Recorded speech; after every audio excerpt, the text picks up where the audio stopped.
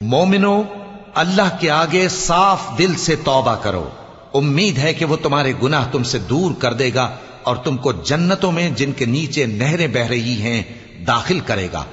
उस दिन अल्लाह पैगंबर सल्लल्लाहु अलैहि वसल्लम को और उन लोगों को जो उनके साथ ईमान लाए हैं रुस्वा नहीं करेगा, बल्कि उनका नूर ईमान उनके आगे और दाहिनी तरफ रोशनी करता हुआ चल रहा होगा और वो अल्लाह से इल्तिजा करेंगे कि ऐ परवरदिगार, हमारा नूर हमारे लिए पूरा कर और हमें मुआफ फरमा।